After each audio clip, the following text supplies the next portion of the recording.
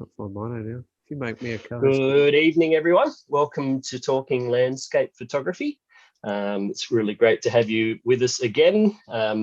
Sorry for such a long break that we had between drinks. I think, it's that must have been a good month at least, wasn't it, Paul? That we're offline for, but yeah, pretty much. I mean, you and Nick snuck a show while I was away, but that's right. Definitely Yeah. not the last three. Good evening, everyone. Welcome. Yeah, someone's got the it might be me actually. Got it running in the back. Have you with us again? Have you got it running in the back, Paul? I don't think so. I think it's okay. Been a good month at least, wasn't it, Paul? That we're offline. There we go. We're good. No worries. Yeah, no, it was a while, and in that time you've done a lot of travelling, Paul. So you're going to sort of take us through all of that. And how many shots did you take all up while you're away? Well, I haven't collated it. I reckon it's close to a terabyte of data, and I'm guessing maybe 20,000 odd. Well, I worked out that on my road trip, which I'm hoping to do a show about down the track, which is what I was doing while we had the break. I did a road trip around Tasmania. I took 39,000 frames. Oh. So, but that does include some time lapses. So, it's going to be good fun going through all of that. Yeah, that was over a terabyte easily. So, but that's what happens when you shoot for 21 days straight. You just can't stop, really. So, right, I feel slightly better about my edit. 39,000. Oh, that's crazy. That's crazy. So Nick might slip off the back end during the show. He said one of those days that you probably don't want to repeat to anybody without a bottle of whiskey and something else in your head. Yep. Had a very bad day. But I actually wanted to start by celebrating a very good friend of ours. Mr. Ricardo de Cunha has finally released his amazing book of basically the summation of his whole career to date. And I might jump on, I might share screen and jump on with that one straight away just so I can show people what that one's all about. So Mr. de Cunha is one of my fellow collective compatriots. He is a fine art photographer of the highest level, and his work is very thought-provoking and depthful and multi-layered in meaning, and particularly imbued with a beautiful sense of space about it. And he's literally titled his book accordingly, Space for the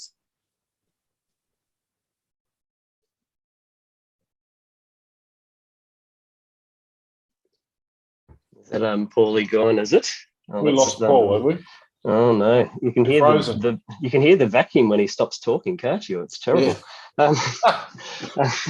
No, it's not the best. I'm assuming that is probably on the Canon, and so there's been some sort of battery related problem, but it's time will tell on that one. Yes, so that's going to be an interesting one, given that Paul was going to do the bulk of the show.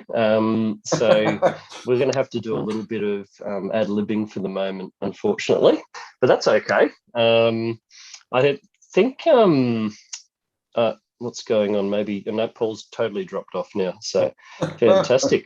I think this is probably the first time we've had our guest actually eject the meeting, which isn't always the best outcome. So it's making your day even better now, Nick, isn't it? Yeah, it's great. It's absolutely great. No, look, I'm fine. It's just I've had a couple of weeks of car issues. My car got written off when someone ran into the back of me, which pushed me into the back of another car. So that was a write-off, and I've got a new car, and that's all good. That car's fine. But my wife's car decided to die today, and that's going to be a very expensive fix. And so, not the greatest day trying to muck around. And to add insult to injury, they're on their way. Her and the kids were on their way up to Bynoe. Luckily, they did it in Hobart, not in Bynoe, and so I had to give them my car, and I've borrowed Dad's car for the time being. No. I've still got to work. So anyway, that's enough of me. This is not about car trouble talk. It's No. I was wondering if you could tell us a bit about your background photo, actually, Nick. It's really beautiful. Oh, yeah, cool. Excellent. So that I just was looking for a background photo tonight, and I came across this one. This is taken at Cradle Mountain. About 3 o'clock in the morning. Can you get your big mug out of the way so we can see the whole thing? Oh, yeah. How do I do that? I'll try and duck down. There we go. Is that better? Not necessarily. No, that's all right. Anyway, there it is. It's so taken at 3 o'clock in the morning. A very nice winter's morning. It was autumn actually, and nice fog bow in the background there, if you can see up there. Pencil pines, absolutely still as anything. It was beautiful. So just had just the right amount of mist in the moonlight, and then the star trail going in the back. Yeah. So it was a longer exposure than the usual sort of 30 seconds to freeze the stars, but I wasn't trying to do that. It was quite well moonlit, so so I got a bit of star trailing there. Paul's internet's gone down by the look of it, and he's trying to work it out using his phone. So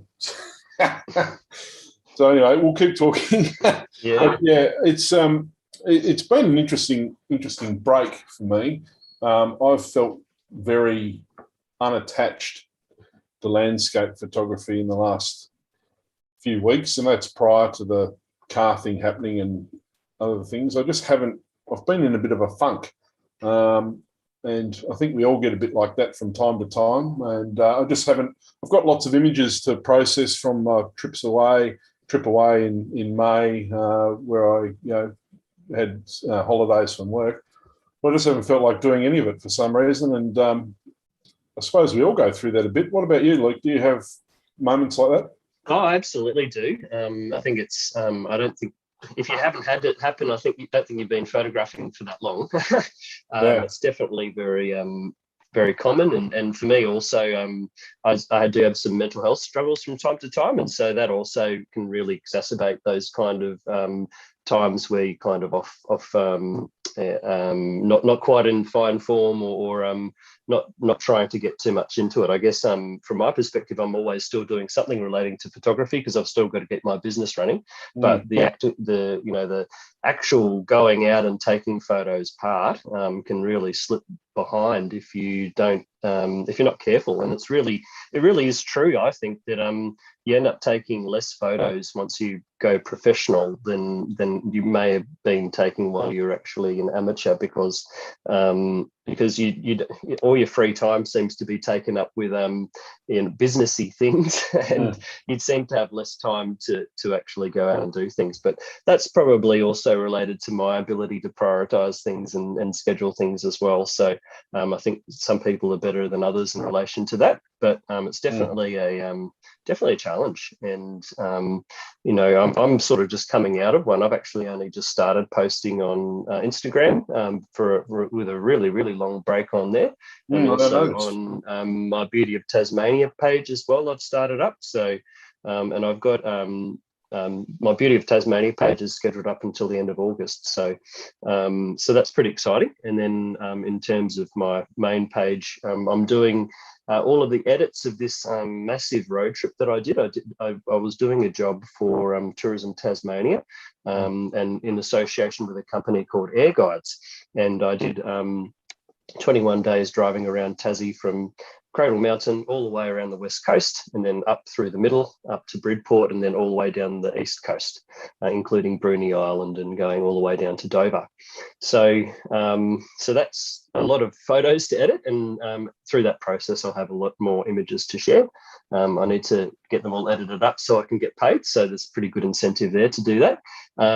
So that's going to be quite exciting. And I think for me, after the whole 21 days, the most vivid memory I have from the whole time was probably some of the really still calm conditions we got in winter. The weather in Tassie can actually be really, really beautiful. Most people would think, oh, don't go to Tassie in winter because it's so cold, and it's true, it's cold obviously, but you get these amazing calm days that you just don't really seem to get any other time of year, where everything's just so still, and the water's just like a mirror. And I think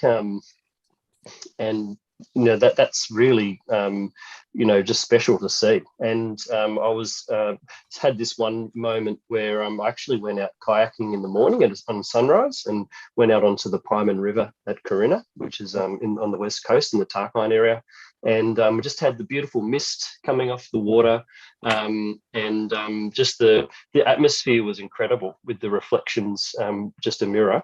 And then there was a fog bow, and so I actually got a fog bow, got a photograph of my kayak pointing towards this fog bow over a mirror reflecting river. And so it was a pretty special sort of stuff. I guess if you head out for a significant period of time like that, the likelihood that you're going to actually come away with some good images is going to increase quite a lot. So that's pretty exciting. We've just had like almost a whole week of really beautiful weather in terms of being still and sunny during the days, but also heavy frosts in the mornings and fogs and just look. If you feel like going out and shooting, which I haven't, it would have been wonderful to get out. And I guess for anyone that's thinking of coming for a visit that's got flexibility of time and not locked down by bloody COVID, if you do think of coming down in winter and you've got that flexibility, then look at the weather patterns and look for when the high pressure systems are going to be sitting over Tasmania for a few days. And that's literally what we've just been through, and we're just coming out of it now. But conditions were just magnificent, just beautiful, crisp, really cold overnight, which is to be expected. But that means, lovely frosts and mists rising, just stunning. And all over the state, it's been like that. It's a bit of a tip if you do want to come down for a quick visit to Tasmania when you're able to. It's a really a good weather pattern to pick. You miss those those cold fronts coming through in front of the low pressure systems, and it's also fantastic for astrophotography with the skies. Well, you don't have any bushfires to cause any air pollution or anything like that. So the skies are just absolutely crystal clear. And it's a really good time for aerial photography, I think, as well, because you don't have the chances of any of that sort of atmospheric pollution. And then on top of that, you can get some amazing snow photographs as well, which is something that I'm hoping to do a little bit more of on my Facebook and Instagram account. I've been posting a few snow aerial shots, that's been really awesome to share some of that work. I actually captured that last year, so I've been sitting on those for a while. So, are you able to bring them up to show people, Luke? So I actually can do that. Yeah, I'll just open up my folder now, and hopefully I think I'm back, boys. Oh, he's back. He's back. I don't trust any computer these days. Everything's just died on the butt, and the internet disappeared, and I couldn't spot off my phone. Then I tried Google Chrome, and then I tried restarting the computer. And nothing's different from exactly how I had it before. So hopefully we'll still just keep cruising along. It's probably my computer complaining about not being somewhere warm, which is where I've been for the last 5 weeks. I haven't been out of a T-shirt or a pair of sandals or anywhere under 28 degrees. So I won't rub that in too hard. But some people don't like the warm. I don't know about you, Nick. No, don't like it. Yeah, don't think so. I'll go there occasionally, I suppose. I grew up in South Australia where, over Christmas it's baking hot and 40 degrees. And every time I go back most years, and I love seeing the family, but the temperatures and all of that I don't miss at all. So, yeah. Where were you, Paul? You were showing off Ricardo's book. I was praising Ricardo's praises. I don't know how long I was talking to myself about that one, but a fair while. Yeah, Ricardo's new book. I've it's left you speechless, that book, hasn't it? Yeah. Oh man, it's nice pun there, mate. I was a bit slow on that one. But yeah, if you want to, invest in probably one of the most beautifully contemporary Australian photographic books that exists in the world, that's definitely one of them. And every page, every image has something to give you a lot of time to engage with and a lot of levels to relate to the work from, and you can do that as a sort of multi-sensory experience with the music as well. And if you get one of the larger books or one of the limited edition books, you actually get an A3 signed print as well. There's nothing to sneeze at. And knowing Ricardo, he's going to sign every single book personally and make it a real experience for everyone to engage with it. So I think the larger books are just a limited edition of 100, I think. So I imagine a lot of them gone already because it's been out for a week, and a lot of people have spent a lot of time waiting to get their hands on this one. It's really a magnificent publication. I haven't ordered it yet, but I will be. It's one of those sort of landmark publications. I think one that will be referred to for quite some time. One of Australia's best, and releasing such a magnificent book. Just brilliant. So well done, Ricardo. Can't wait to see it in the flesh. So if you want to order, it's on ricardodacunha.com. I think it's .au. I'll just double check. Anyway, not too many Ricardo Dacunhas around. They're selling books of that caliber, I can tell you that. He's it's been in the works for quite a few years, and it's amazing to have a colleague and a friend just produce something of that caliber. I guess it's really inspiring. It kind of sets the bar for the rest of us, and he's done it with so much thoughtfulness and so much refinement, and I'm pretty sure he's been working with our good friend Dex on this one, so the design is going to be absolutely meticulously perfect as well. So do yourself a favor and have a very, very, very long consideration about whether you want to have that one on your shelf, because I've already ordered mine and it's on the way very soon, I hope.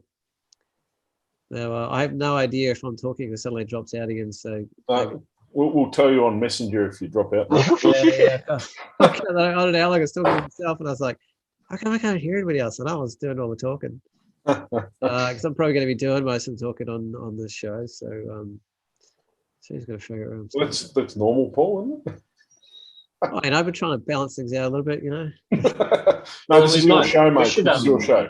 Yeah, we should probably crack into the images, because I'm sure you've got plenty to share, and we'll push the show way out. Given as I do, sometimes I get one job and I tend to, if I can, transform that into some massive, wonderful journey. And that is very much the case here with this trip. So I had a beautiful wedding photograph actually in Darwin and last year, and that got postponed from COVID. And they threw the gauntlet down there again for this year. And then I was like, what's near there? It would be good to go. I've got to go over the Tiwi Islands again. I haven't been out to Bynoe Harbour, so I reached out to Louise Dendon, who's been on the show, and organised with her to get together and do some shooting. And then when I was running a private tour around Australia doing aerial work with Caroline Cheng, we actually had set up to go fly with Tony Malkin in Wynyard, and we actually changed our minds at the last minute and went to Ningaloo instead. And I just had in the back of my head, I just have to follow through on that. So I tied that in with the trip, and then I realized all those flights go through Perth, and I was like, Tony Hewitt's exhibition's on in Perth, and I haven't done those mining flights yet. So then I tied Perth in, and then while I was planning all this, I got a call from Scott Portelli, who's one of the top wildlife photographers in Australia, and he randomly out of the blue just invited me on an adventure to the Gulf of Carpentaria with him, and I was like, when do you think of doing that? And he gave me the dates, and I was like, it was 2 days after I was in Darwin, and I was like, it was a $150 flight to get to Cairns. So I was like, well, it was just a wedding. Now it's a month-long trip around Australia, and going through Cairns, I knew of Mitchell Burns, who I've been connected with quite a while, but I hadn't actually met in person. And I ended up tying in some extra time with him. And as much as I got away with it COVID-wise, because literally after I went through Perth went into lockdown. After I went through Darwin, Darwin went into lockdown. And I changed my flights to Brisbane, and then Brisbane went into lockdown. And I was like, oh, God. It's your fault, Paul. I got all the way through to the end of my trip proper, and I was literally flying the next day to come home, and then I got caught. And I had to wait because they, even though COVID didn't turn up till the 26th of June to Darwin, the Tassie government backdated it 8 days to the 18th. And I'd left well before it turned up, but I don't think I was going to have much luck arguing with them. So I was like, well, it's either government lockdown in a hotel for $3,500 in Tasmania, or it's 6 days in sunny Cairns. So I was just like, well. So I'm actually only back, I think 2.5 days now, maybe 3. And no, I haven't had a chance to go through all my edits properly, but I've had a bit of a good look at it, and enough to pull a show together. And I'm going to go through it sequentially in order of how I did it. And I have a feeling at the end, 1, Nick's probably going to disappear because he's had a huge day. And 2, I'm quite conscious that the last section, especially starting late, will probably end up being a show in itself. And I might actually combine that with Scott Patelli. But if I have time, I'll give you a tiny taster, because the Gulf of Carpentaria section was, to me, by far the highlight of the whole trip. And it was the most mysterious, the most unknown, the most throw a gamble, throw the dice, and goodness me, it paid off. So that I've just, as I was preparing the show today, I was like, well, I kind of had a feeling that was it kind of needs a show into itself. But anyway, I'll share screen. So most of these shots are never before seen then? Oh, pretty much all of them. Yeah, wow. I did a few, I think I did 1 or 2 Facebook posts on the trip. And I have one very, very, very special adventure in the middle that very, very quickly involved driving deep into the Tanami Desert to a very remote Aboriginal community that requires permits and permissions to get in to photograph an art performance in a dying Walmajati language, using life-size puppetry of the figures of their Dreamtime stories. So wrap your head around that one. Oh, wow. So I think I've got to throw that one in, and that just. I think COVID went out to the Tanami too, Paul. Yeah, well, maybe. After I left, actually, I checked the dates, and it was one particular fly-in, fly-out mine, but it was roughly in that area, but luckily I didn't go anywhere near it. Mm. So fingers crossed, I'll. You might need to co-host me again, Mickey. Oh, yep, because you just jump back on.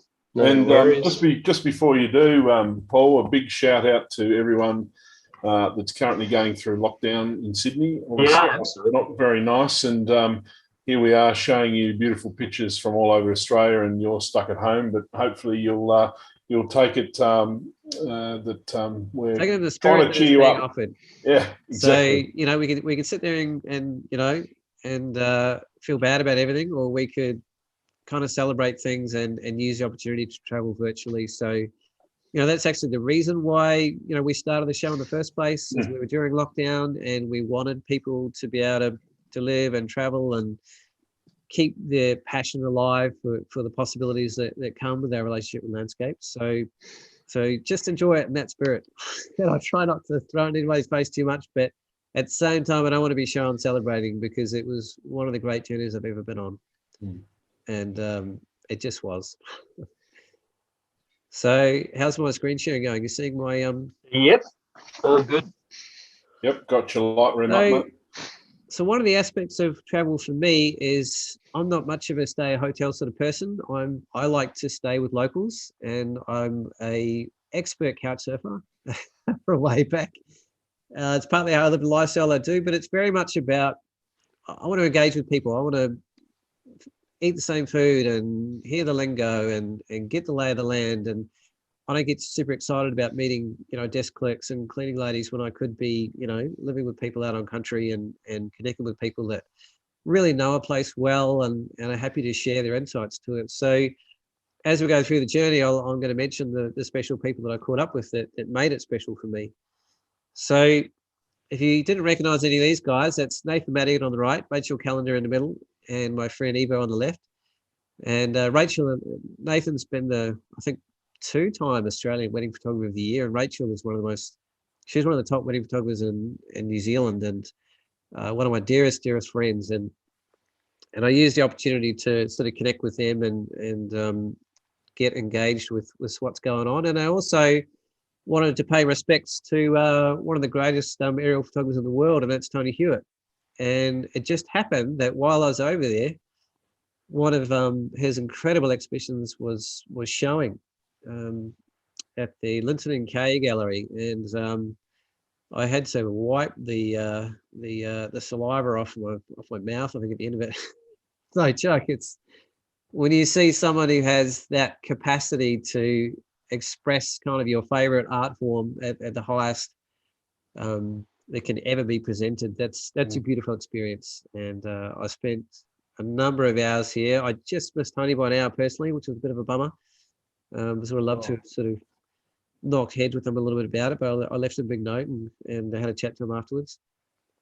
I think it's down now, but it was up for a good few weeks. And I think he's been doing, this is his second or third, I think, through the gallery, maybe even fourth.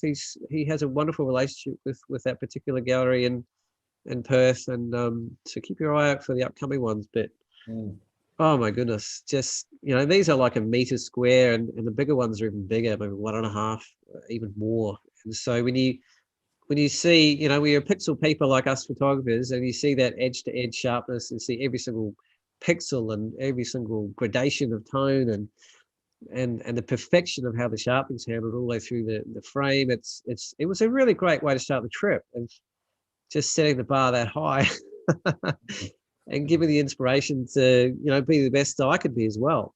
So I kind of really appreciated that.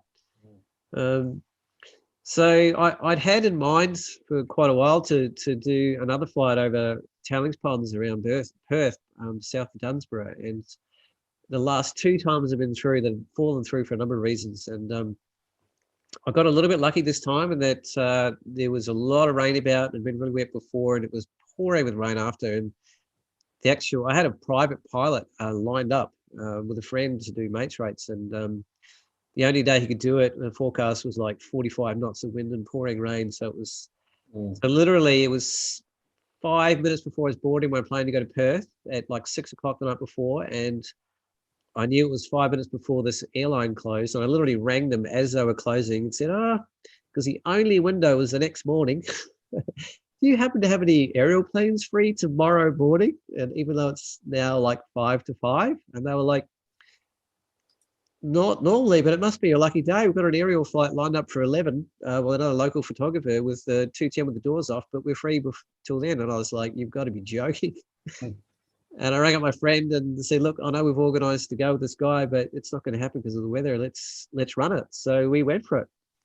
So Eva and I went up and we had a great journey to the south. We had a crazy Czechoslovakian pilot. He was one of the loosest kind of units that I come across for a while. And he didn't seem to be paying that much attention to where he was flying and or looking out the window that much in between texting and YouTubing on the phone and various things.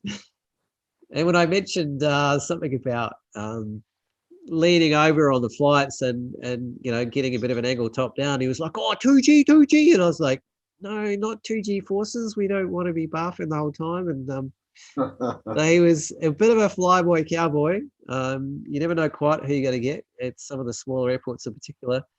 But he got us there in the end. And I've never actually lost my breakfast, lunch, dinner, or otherwise on a plane ever. And I managed to do that on this trip. I don't know why. And I haven't figured it out before or since. And every flight I did after, it was totally fine. This is kind of just south of Freo. There's some really interesting industrial kind of stuff. And for those of you who've been following my work for a while, I have an ongoing series called Altered Lands, where I'm constantly exploring how we're altering the earth by using it as a resource. And I think Australia's economy, particularly West Australia in particular, is totally built on, resource grabbing kind of processes of grabbing things out of the ground of one kind or another. And it's part of how we live. It's how we get resources, and it'll continue to do so. But it's also something I don't think many people are very aware of the kind of impacts that it has on the landscape, because most of these areas are very they're very tucked away. They're often very remote. You certainly don't get any permission or access to go in there. You know, and the impacts are really hidden. You can drive right past it and see nothing and have no idea. So going to there really unveils what's going on and really gives you a sense of the impact, I guess. And I think, you know, it's a bit out of the collective consciousness in a way, that kind of impact, because it's not in collective sight. It's not very visible at all what's happening. And for a country whose economies are built on it, I think people are probably not as aware as they could be. So I don't point fingers. I tend to let my art kind of do the talking, and a lot of these areas are very graphically quite strong. They're very rich in textures. They have crazy colors, and you know, I don't find it easy doing it. It's a kind of like a terrible beauty. It's not something that I leave feeling kind of light and fluffy about. But as an artist, I'm still incredibly drawn to the linear nature and the graphical compositions and the sense of scale and the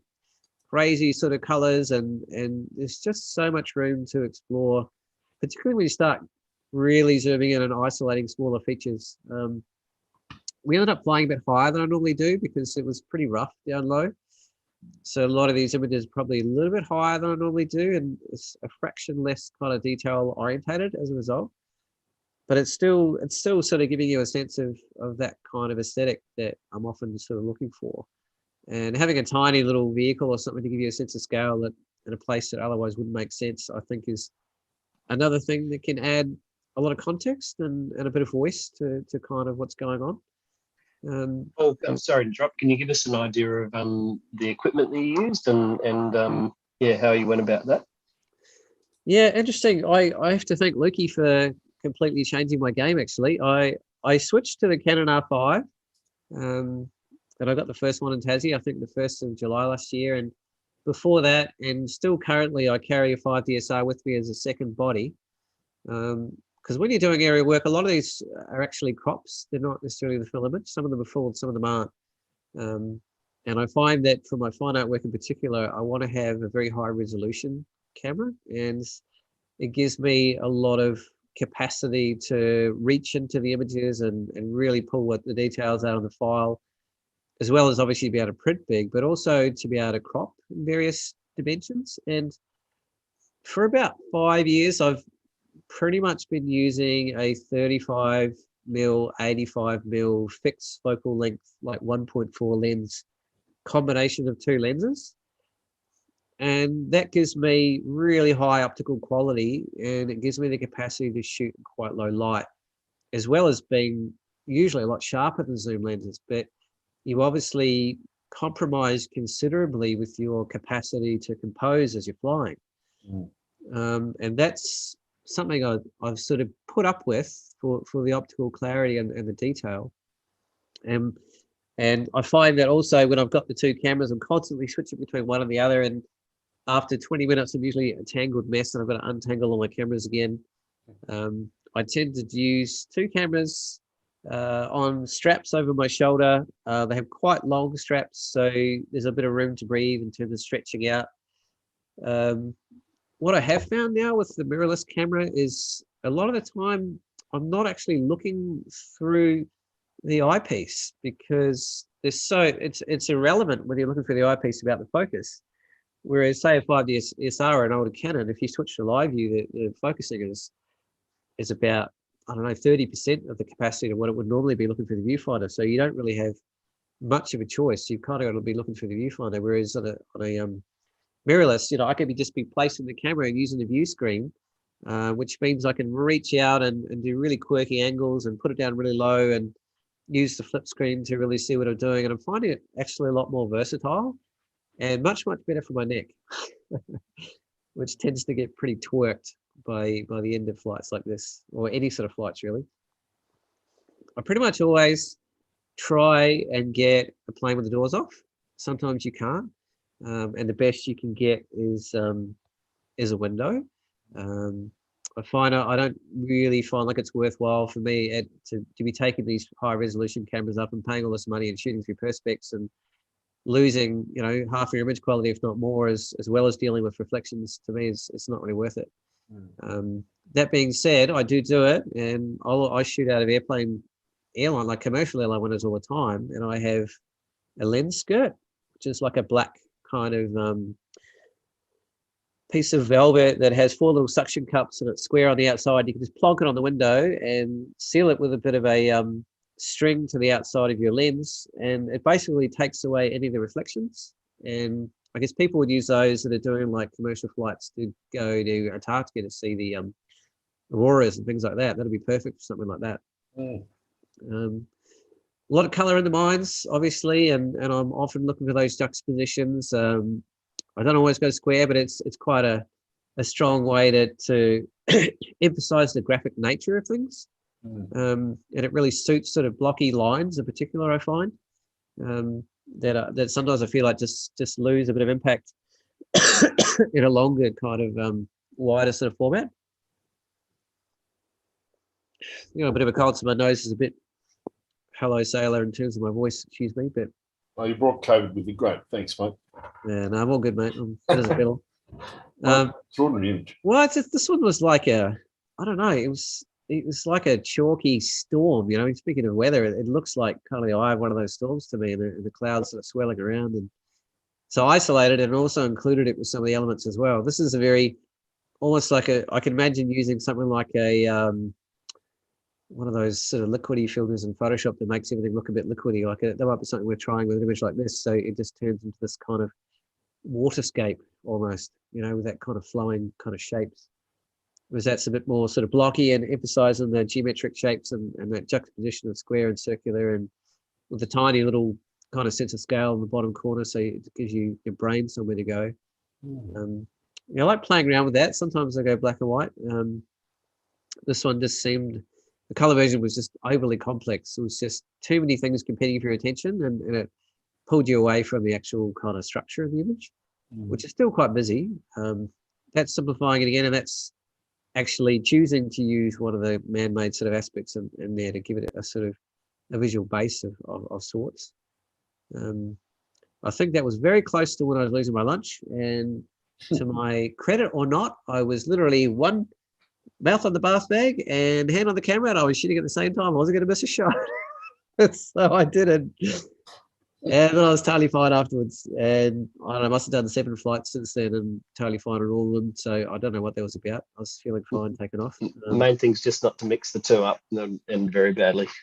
Yeah, I had Louise Denton when I was going to Darwin. She was really worried about it because she gets airsick, and I was like, let's do a 4-hour flight. And she was like, oh my God. And she was literally just scoffing down like raw garlic and putting it raw sort of ginger, and everything she had. And punching down the quells and all these different things. And to her credit, she was actually totally fine in the end.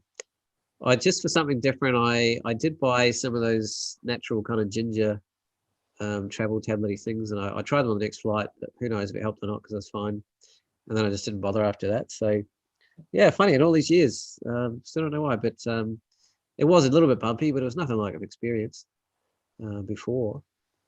Again, just simplifying things. You're always looking away to mining sites are very, very complex places, and sometimes, as you see in some of the images, I just embrace that complexity and that raw kind of just, I don't know, that raw characteristic of just chaos, I guess. And other times you're working to really simplify and gives things a sense of grace. That's tailings ponds that are right next to one of the bigger mines down the south. And the guy, I went through the whole flight path with the guy, and I was literally just flying along, and I was like, yeah, I think that's the mine like 10 kilometers over that way. Well, he was on his phone. He was like, oh, okay. And then he starts turning the plane in the right direction. So good thing I was keeping an eye on things, or I don't know quite where he would have ended up. That being said, he did a great job and got us in all the right places. And my friend Eva's from Poland, so they had a lot in common, and including some common language. So it was funny listening to them talk to each other. And I don't know if it was Czech or Polish or something in between, but a little bit exciting.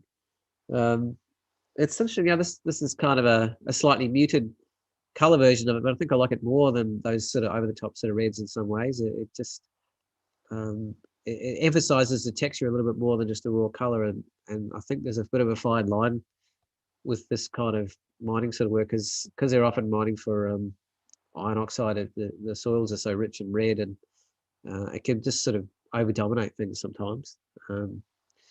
But yeah, this particular mine, just it's sort of like, you know, something's just rubbing fingernails down it and just ripping out just constant sort of linear sort of edges to it. It's quite a yeah, very highly textural kind of one. That's probably the furthest one we got to. So it probably wasn't as quite what I was expecting. I didn't realize it had been raining quite a lot before we arrived. So you can see the kind of moisture up here and down here, and it didn't sort of have the same kind of dried out sort of basically when it dries out, it tends to get more colourful, to be honest, and the water tends to dilute it a little bit and give you a sort of more muted tones. But you know, it is what it is, and I just tend to embrace what comes along and try and work with that. And sometimes when it's wet, you can fly at certain angles and get reflections, and it gives another element of texture that wouldn't exist otherwise. So it's just about responding to the conditions you've got as best you can with what's in front of you. And you know, the top downs give you the top downs, and they can avoid all that reflections, and the sort of oblique ones give you you know, a little bit more capacity to play around with depth and physical depth anyway, in terms of depth of field, as well as kind of reflections and things like that. And even though I'm there, you know, to say I want to shoot the mines, I'm always got my eye out in between for anything that comes along. You know, like I'm pretty thirsty to sort of visual person, and I'm constantly looking at things to grab onto, and you know, it's just like a crop circle of some kind, and that's just a, you know, some sort of agricultural field there. But I just love the beautiful gradation of tones and that kind of thing. And this one, I don't know where those sort of stripes come from through the middle there, as well as that almost like pencil stencil and the circular kind of aspects that I sort of really enjoy. And it's sort of just, we were heading back, and it's like, oh, do you want to go the quick way, or do you want to go up the coast? It'll add 5 minutes. And I was like, let's go up the coast. And not really even having looked at that area or researched that area at all, we went through these beautiful, very, very slim, linear kind of lakes that were had just been filled with water from the rain. So that's one of these things where this probably wouldn't have been like this if it hadn't been raining. So again, it was one of those aspects of coming across something that wouldn't have been there without what I would normally consider, you know, less advantageous conditions. It's like, well, let's see how it's changed and kind of make the most of it. And the really, really subtle kind of base of them was just beautiful, and the water on top just gave it a kind of splash of color and a bit of a lens to sort of look through it, and maybe even amplify some of the colors and shapes. So I was just isolating. We're flying a little bit lower on this one, so it's a little bit more sort of detailed. And sort of follow on from what I started talking about in terms of lenses, I've actually switched my game in pretty much every flight on this trip. Heaven forbid, I actually use a zoom lens, and I bought the native 24-105 for the RF lens for the new R5, and it's the Canon R5, and it has 8 stops of image stabilization in it. So straight away, like, I've got an advantage for low light and keeping my ISOs down a bit lower. And I've kind of got, you know, a bit spoiled on this trip by having that fluidity with my compositions again. So I'm not having to crop into files later. I can go, oh, I want to do 100 on this one, or I want to do a 70, or I want to do a 50, or I want to do a 35. And you know, it's so fast, and the focusing on that thing is 0.505 a second or something ridiculous. So you're not losing any time in terms of recomposing, and it's actually a lot quicker than actually reaching to get my other camera and getting that set up to the right settings and then shooting again. So I'm actually missing shots doing that 35-85 multi-camera combo. I did have my 5DSR sitting there, and I had it with my new, my newish 85-1.4, which is a beautifully sharp lens. But you know, I've already lost, you know, 5 or 6 stops of image stabilization straight away to switching to that camera, and it doesn't have the low light capacity. So that was just a very random one just before we landed. It was just, oh, it's just so painfully. It was just the way the wind was just sort of whipping across the edge of the water, and almost like filaments or something. So just to celebrate that flight, Eva and I actually went out to a very famous jazz club in Perth, the Ellington. And being a photographer, I'm like, oh, I might as well take my camera. So it was Brazilian jazz, as in like it was sung in Brazilian the whole time. And she did a rendition of David Bowie, and I think it was either Ziggy plays guitar or Ziggy Stardust. One of his most famous ones, and she sang it in Brazilian, and it was one of the most eerily beautiful things I think I've ever heard live in my life. And yeah, you know, being who I am, I get excited, and the next thing you know, I'm doing a photo shoot with the band afterwards, and getting roped into bits and pieces, and then they want video, and I'll just go there for dinner and a show. But you know, they keep buying me drinks and being really nice. So you know, one of the gifts that you have as a photographer is you have this capacity to use your skills at any time to support anyone or as a thank you. And when I travel, I often get into that space of how can I thank the people I'm staying with, or engage with the community, or reach out and support something that I've got the time and energy to do in the moment with my photography, and I do. And it's one of my favorite things to do. And when you're sitting at home, just sitting in front of the computer, you don't have that kind of real life potential to do things like that. But when you're on the road and you're open-minded and you built in a little bit of space to your trips, you tend to kind of have room for those sort of things to happen. So that was Perth. So yeah, the weather kind of subsided by the end. I don't know what happened, but I was almost at home because it was 6 or 7 degrees at night in Perth, and I wasn't expecting that. I literally did not pack a jacket for this trip. I've never done that ever. It's so weird packing for a warm weather trip when you're leaving at like 5 degrees. You just got to go against all your instincts about where you're going and what you're doing. So off to the East Kimberley next. So I flew into Kununurra, and I got picked up by Tanya Malkin and Sarah Dugood, and they are both Kununurra based. Tanya is one of the top female aerial photographers in the world, and she's literally won like a high scoring printed APA and been I think the Northern Territory Photographer of the Year a number of times, and Landscape Photographer of the Year even more. And very, very humble, beautiful artist. Very good friends with Mika Boynton, actually. They spent a lot of time together in the Kimberley, and they're very close. And I was conscious of that last trip, but didn't get to do it. So I was like, I'm coming. And the timing really worked with Sarah, who I had spent a lot of time talking to, but hadn't actually met. And so Tony literally, they both picked me up right there. And straight away, I'm heading straight out to the desert doing an astro shoot of boab trees. And Tanya is actually the resident artist in El Questro at Emma Gorge.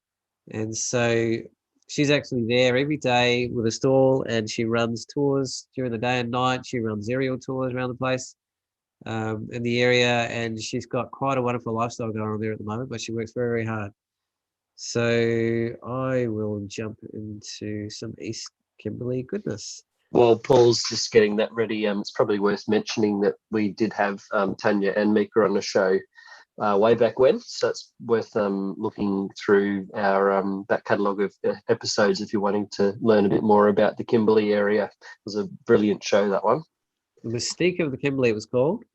And yeah, they're two very special ladies, and you'll get a very clear sense on that show just how special their bond is and how close they are. And what I got reminded of hugely on this particular part of the trip is reflecting on a much deeper relationship with, they use the word country, it's more of an Aboriginal word in a way, or it's kind of a little bit more used in an English language to represent kind of country is congruous with life and spirit, and people are all combined in the way the Indigenous people think. And we're so interconnected, there's no separation.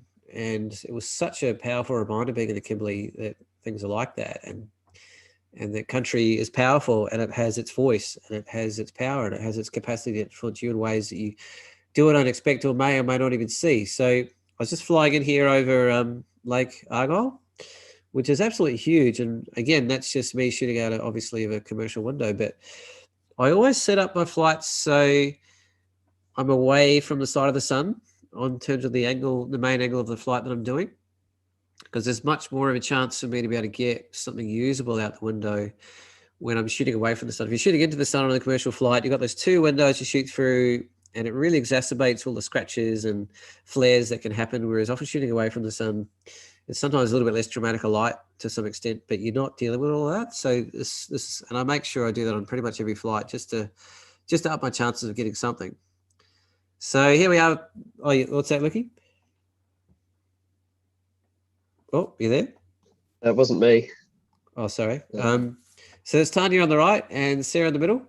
And it was just a fluke that Sarah was there at the same time. I'd never seen a photo of her. And she walked right up to me and said, "You must be Paul." I was like, I don't know anyone else to be carrying a backpack that big in a camera bag like that. So, yeah, we all headed off and went down to the local and had to go catch up. And I was very excited for the aspect of the trip that I did with Sarah in particular that I'll go into a little bit later.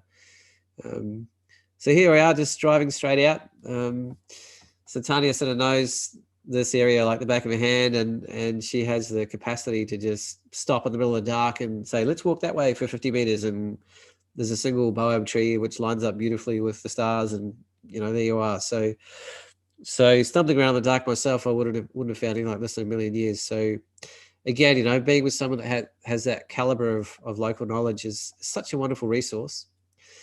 And I had permission there because it's managed by Equestro, this whole area, to fly my little drone. So I got up super early and went up there before anybody did, and did a couple of small flights. And right at the end there is a beautiful waterfall and pool. This is the end of Emma Gorge, which is one of the first ones you get to when you drive into the start of the Gibb River Road from Kununurra. Yeah, stunning country. And I walked all the way out through to the gorges and right to the end of this particular one. Tanya won't swim in a lot of these places. Like one of the things I learned a lot about Tanya is she's lived deep in community and very remote communities for a long time. And she has a very strong relationship with Indigenous people and all sorts of places around Australia and the Kimberley in particular. And so as much as I have my own sort of sensitivities about what feels okay to be photographing or even be in a place, yeah, I'm still learning a lot. And, there's a lot of places where it's actually not okay to be. And even though tourism has allowed something to happen, it doesn't actually mean it's not breaking the sanctity of the Indigenous people. And, and there's lots of stories where things can happen to people that aren't respecting country or aren't respecting the sacredness of a place, somebody said, "I don't know what happened, but it felt like somebody pushed me." And I guess, I've broken my ankle or whatever. And, it turns out it was a massacre site or a sacred place for women. And it was, a man there. And this things, I'm not trying to freak anyone out, but I do think it's important to, and I'm learning more and more the significance of actually reaching out and getting the local knowledge and understanding of the kind of places that are okay to go and maybe steering clear of the ones that maybe aren't, or getting permission first, or having an Indigenous person come with you to educate you. And I think if you do that, you get so much more appreciation for how special places are and the depth and meaning behind relationship to country, and just how sacred and how real and how genuine some of those relationships are in a way that kind of our culture is not as familiar with. I think as landscape photographers, we all have our own kind of sense of connection and sense of joy and even our own spiritual connection in a way with landscape. We all feel uplifted by our time out there, and that's not necessarily a conscious thing, but I think it happens by default. And yeah, I feel like I'm becoming a lot more conscious of that. And I'm also becoming a lot more aware of that same capacity of respect from the air as well.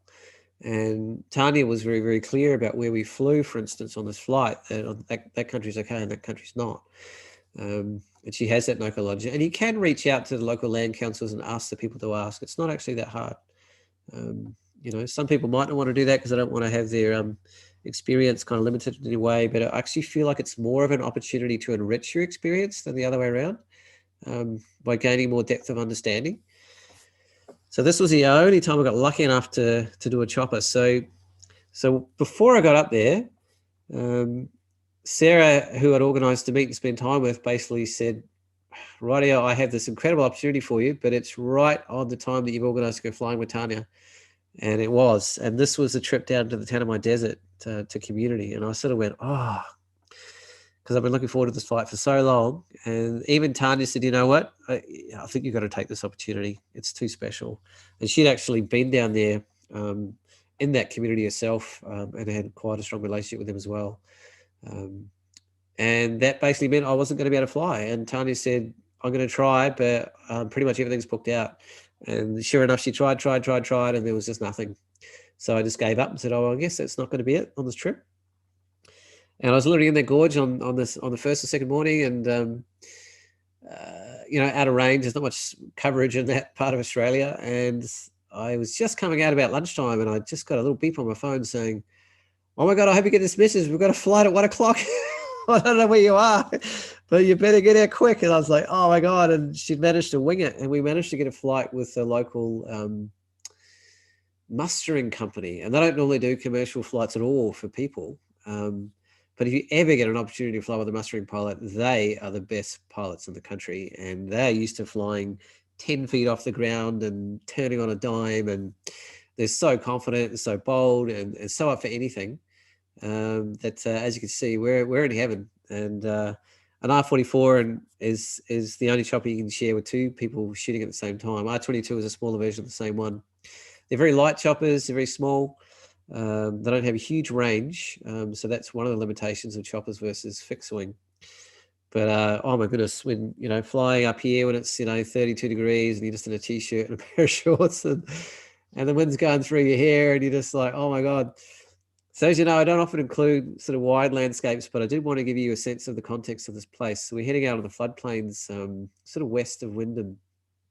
We actually did fly from Kununurra. It's a much shorter flight from Wyndham, but there's really a chopper there waiting, ready to go. And it actually flies over some beautiful country anyway to get out there. So we did 2 hours together. And yeah, most choppers are like $1,600 an hour. So if you're sharing it with someone, that's very helpful. And in this case, we got it down to about $950, I think, which is about as good a rate as you'll probably get. Yeah, and Tanya's very, very subtle. Actually, I might have just gone. My latest Insta story, one of Tanya Malkin's photos was actually from this area, and it's one of the most beautiful ones I've ever seen. And it was super, super subtle, a detail like this, but at a more oblique angle with the reflection of the light on it. So Tanya was this is one of the rare opportunities I had where I am not going to say a damn thing, and I'm going to let somebody else direct the entire flight, because Tanya knows every inch of this place. She knows every strand of every single part of every river, every single branch, and I rarely get that opportunity. And it was such a gift to go with someone that knew the landscape just so incredibly well at that level of detail that I was just happy to run with it. A few little, I don't know if they're pelicans down there, but they're quite big birds, to give you a little bit of sense of scale. And it's very seasonal out here. Like, it's actually a little bit early to be out here. They're still a little bit wet, and the tides sort of haven't gone as low and dried out as much to give it as much colour. I think I spoke to Tom Putt, and he went out there when it was a lot wetter, and he thought the shots I got were much more colourful than he got. And then Tanya went out again last week and said it's twice as good as when we went out. So it's a little bit about timing. Tanya and I, part of the reason I went and spent all this time with Tanya is so we could help co-design some workshops up there. So stay tuned. It is one of my favourite parts of the world up there for many, many reasons. It's a beautiful, powerful, magnificent place to explore both from land and air. Lots of different colours, lots of texture. There's lots of these little, you get really subtle in terms of the variations and the kind of compositions. And it's not the easiest thing to compose with, because often there's a lot of competing features around it and they're not necessarily standing out on their own. That gives you a bit of a broader sense of how a lot of these branches actually originating from the main rivers. That's the King River back there. And this is the Cambridge Gulf, I think it is. We sort of start to head out into. Often you're dealing with fire and there's smoke in the air and there's that little bit of haze, but I personally actually sometimes really like that. It gives this beautiful warmth and softness to the light. And if you're shooting straight down, as I often do, it's really not much of an issue. It maybe comes up a tiny bit more if you're shooting oblique, because you're shooting through a lot more of the atmosphere. It's probably one of my favorite ones from that shoot. I don't mind a little bit of dappled light. I feel like sometimes it gives it a bit of extra dimension and depth that just flat lighting doesn't. I'm less concerned than traditional landscape photography with the time of day. A place like this is way more about the tide than it is about what the light's doing. You'll still get beautiful images in high light, particularly when you're shooting top down and things like this. You get slightly less shadows for the dimensional aspects of things, but you'll get 10 times the features at a low tide than you possibly would at a high. So and not every high and low tide is the same. So, you know, on the spring tides, you'll get 11 meters of shift in tide, which is the biggest in Australia up here. So you kind of want to get your timing right. And that's a little bit different again with coastal. Tanya's quite adamant that she prefers shooting outgoing tide low for the coast, because depending on the color of the river coming out and the way that can then mix and merge with the coastal and ocean kind of waters, and those different kind of colors can merge. We found a lot of wild horses out there in Brumbies and some cattle ones as well. They weren't super scared of the chopper, funny enough, but they just had mustering season, so they're right in the middle of it. So it was a big part of their everyday life will be hearing the choppers go buzzing around. Very, very simple shot, but quite graphic, and I like the detail of it. You can kind of go either way with these, with colour and black and white. I'm still there, boys. I'm not talking to myself. All good. Had to reach for the unmute there, but no. Oh God! I just that pause. That pause had me worried. No dramas. That's been magnificent, Paul. Yeah, and if you want to inject some questions, you know me, I can just go on and on. Just tell me to shut up for a bit.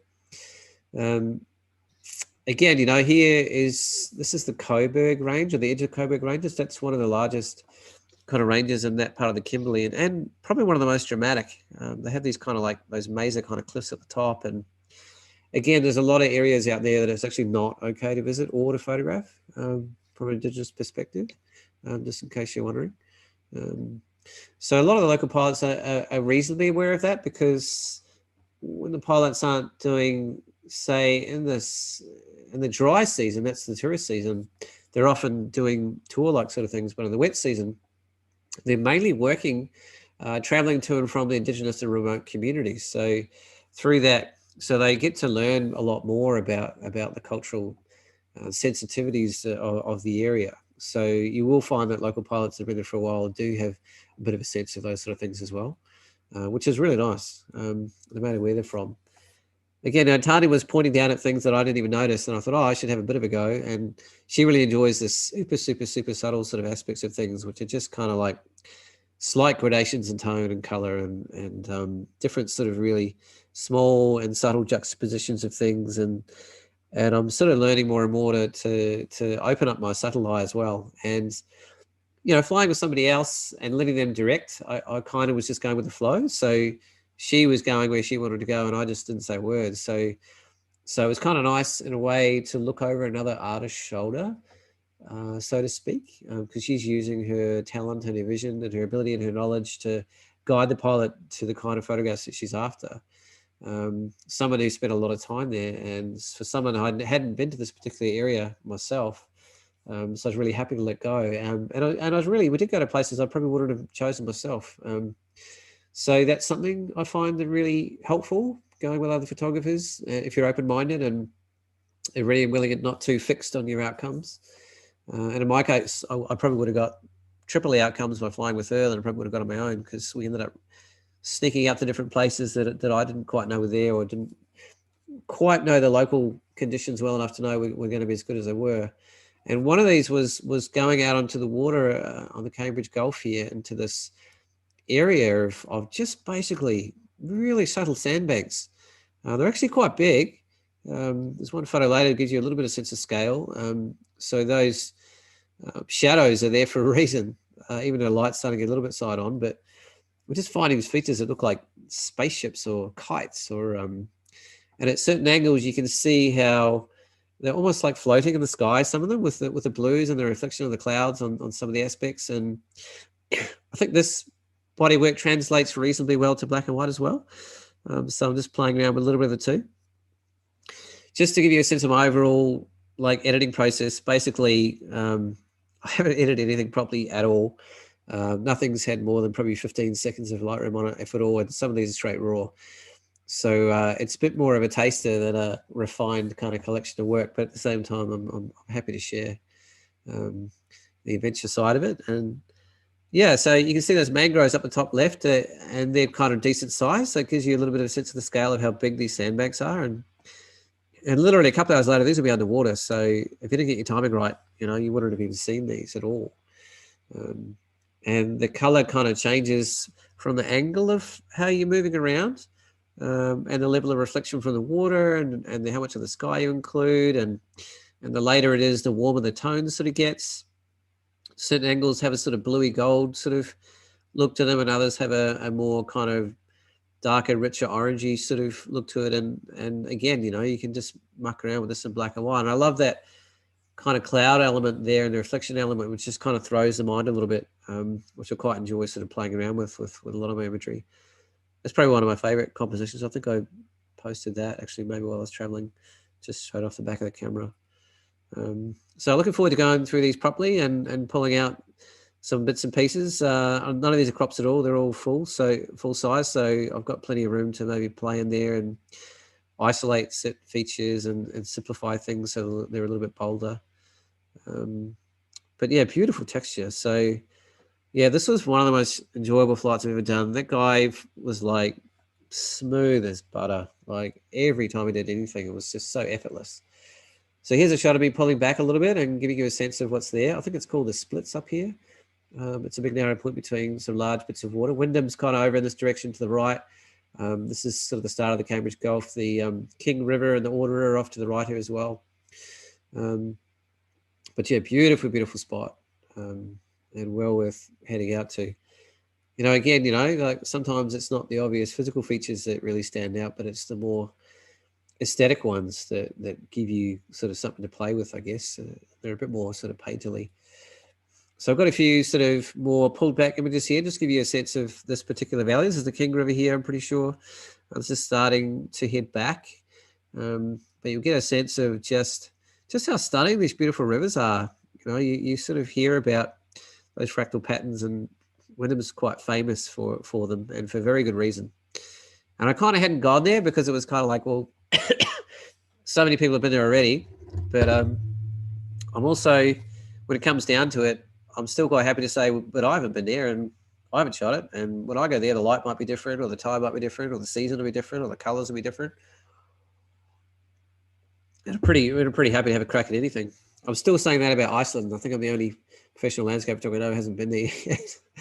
But I'm not going to not go there because everyone else has been there. I'm going to have a good crack at it one day. Again, top down, straight over one of the little aspects of the King. So quite a different approach, you know, that broader kind of oblique approach, and then the top down sort of more abstract. You know, there's merits to both. I'm again, must be Lukey's influence. He's pulled me back to using 24-105 lenses and doing more oblique photos. What are you doing to me, Lukey? And I've been enjoying it. Actually, no, of course, it's because it's good. It's like looking up, and again, you can kind of just sort of see that softness in the air from that bit of smoke, and pretty much fire is such a huge part of life in the Northern Territory and northern parts of West Australia. It's just, you know, the dry season in particular, it's just not a matter of if there's going to be smoke, it's a matter of kind of how much and where it is.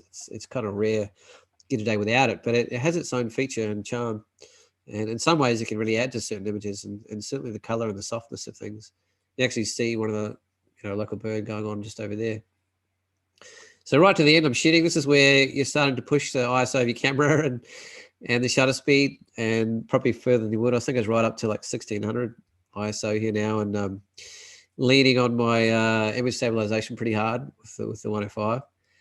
You can kind of see the glow from landing, from like an epic flight. This is our pilot Jack. It's Tanya in the back, and you know, it's not a great image, but at the same time, it really gives that sense of just the come down and the adrenaline and the camaraderie of just sharing something pretty damn magic when you all knew it was amazing. And literally that morning, you know, I was like, I wasn't going to fly the whole trip, and even I've been planning it for months. So there was all that kind of came together and ended up in some big smiley smiles. So jumping on a little bit, I went out to El Questro station, and you don't just get out there in any car because there's all sorts of rivers and all sorts of places that are going to make things very interesting for you. So it's definitely not two-wheel country out here, and there's a lot of times, particularly in the wet season, where you just got no chance of passing through for months. So I did a little bit more flying around Equestro itself. The main road is through the valley, through the back here, and our Equestro station's to the right, and Emma Gorge is out to the left. So we're just sort of moving from one place to the other. There's lots of beautiful walks in our Equestro station, and lots of canyons and beautiful kind of lake and river sort of areas as well. That's kind of the main road kind of leading into, and this is one of the rivers you need to cross actually to get into the station. And you can see dust is a big part of life out there. That's just dust from cars, literally, just coming through, and it might take 20 minutes to drop down. So you'll see another car coming from a long way away. What's the name of that? There's a beautiful little spring in here. I think it's called Zebedee Springs. And Tanya, being Tanya, got special permission for us to go in there pre-dawn and have it to ourselves. And there's a hot spring running off the back end of it. And it's full of all these beautiful palm trees. And it was just one of the most surreal experiences to be out there in the desert, sort of having a hot spring experience amongst palm trees in a little place to yourself. Thank you very much, Talia. This is coming down to one of the major crossings on the Gibb River Road. They've actually tar sealed a lot of the section up to this point, but this is a really significant crossing. So it's called the Pentecost River. And not for the faint of heart, this one. Chock is full of crocodiles. And this is with the water sort of pretty good. But yeah, lots of stories of cars not quite making it through here or getting pushed sideways along here. And it's kind of different country, it's a very elemental place, and you don't just go where you want to go whenever you feel like it. You literally can't get places when the weather change or Mother Nature has her own mood. So nature kind of rules, and I think that's, as much as it can twerk travel plans a little bit, it's again a reminder of who's the boss out there. Country's boss. I just made that up in terms of words, but I know what I mean. Like it's a good thing to put nature and the natural world as on a higher plane, where you're not just sort of doing whatever you want with it, but it's actually in charge of when it lets you or when it allows you to go places. It gives you more respect for it, I think. Yeah, this is actually shot after the sun's gone down. It's brightened it up a little bit, but something about those boho trees, they all have such individualism and character about them. Not like many trees I've seen in the world. I think there's 2 or 3 different kinds. I think it's actually a Madagascan kind of tree. I think most of them. I may be wrong in that, but it's, some of them are big enough that, they actually turn them into makeshift prisons. You've probably heard of that in the area, and there's not that many of them. Some of them are in stands, and some of them are very, very isolated in places that you're wondering how they got to on their own. And this again is standing right in front of the edge of the beautiful Coburg Ranges on the way back to Emma Gorge from the Pentecost crossing. But you can just spend a lot of time with them and just really feel them. I don't know if they talk to you or not, but at the same time that they do feel like they have a lot of personality to them, like few things I've done. So end of that particular phase, and we're catching up again, the three of us. Those two are very, very close friends, and absolute privilege to spend time with them. So I'll jump into this next very special aspect. So Sarah had literally got this job through an art council, actually, going down into the Mullan community, MULAN, at the edge of the Tanami, sort of Great Sandy Desert sort of area. It's about 10 hours south of Kununurra. And we only had this tiny window of 3 days, and it was 10 hours drive there and 10 hours drive back. So we were up at 4 o'clock in the morning, 3:45 I was up, and we raced all the way down there. We got down there on country at about, what time is it? Just about 2 hours before dark. We're pretty lucky. We actually gunned it, just basically to stop the whole way. You got to watch it. A lot of places don't have petrol, or and there's 250 kilometers to the next town, so you got to be a little bit smart and kind of listen at every gas station about what's coming up and what the gossip is, because you might get caught out. We were really lucky that they just graded the road, because it's quite famous for being pretty horrendous and literally like trucks falling apart and going to pieces. Speaking of roads, let's have a wee look at some of the roads. So we just put the old Google on the map, and it turns out Google took us on this road, which is a really remote back road, it turns out, that actually got super, super sandy in the end. But it was actually kind of like it's one of our favorite aspects of the trip was actually getting out on this road. I think I've got a few sort of phone videos that I did time lapses. Well, that's just a straight video, but you can see kind of it'll keep your eyes peeled for those bits of road that have fallen off or that rain's disappeared on. And certain areas you come around a corner, there's only room for one car, so you got to watch the traffic, and it's a little bit bumpy, but the color palette's just beautiful between like those rich reds and those beautiful blues and the yellows of the spinifex grasses and the greens of the plant. It's just the most just beautiful palette. I did a few sort of high speedy sort of ones where things are getting a little bit sandy, getting a bit more interesting.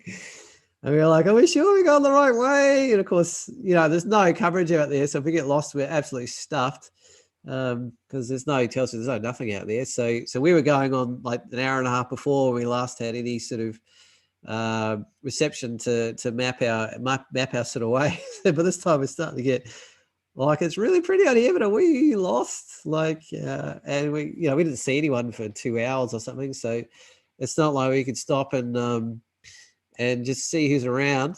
But anyway, there was a sign there, so that's what we went with. I think an hour and a half later, we still hadn't got there yet, so we were starting to get a little bit worried. But one of the aspects about going out to a community like this is one that's been totally closed for a long time because of COVID. This particular community only has 200 or 300 people, and you cannot just go in there. You actually need to get a permit and permissions to go in. And by tradition, you're actually meant to have a ceremonial cleansing before you actually arrive in the village, in the community at all. And I guess they're very spiritual people, and they're very conscious of the kind of things you can come in and out with, and what you're present with. And I guess there's a kind of clearing and a cleansing and also a welcoming aspect to it, all sort of wrapped into one. And that was one of the aspects of being allowed into the community as well. There's a lot of, I have so much to learn. It's a very complex, intricate, incredible culture. It's the oldest culture in the world. And, they have so much layering to the way they interact and the rules they have in terms of engagement. And they have a lot of interesting kind of aspects to the way they deal with gender and particularly issues around marriage and keeping their gene pool very clean and clear. And so, for instance, in this community, if people get married, the mother-in-law and the son-in-law are never allowed to look at each other ever again. And if they're in the same place, they actually have to sit back to back, so they can't look at each other. And that's actually removing temptation, as it were. And the same goes the other way around with the father-in-law and the daughter-in-law. So, I was quite conscious of, as much as I'd been working with the community here and I have engaged with, community in different places around Australia, I have so much to learn.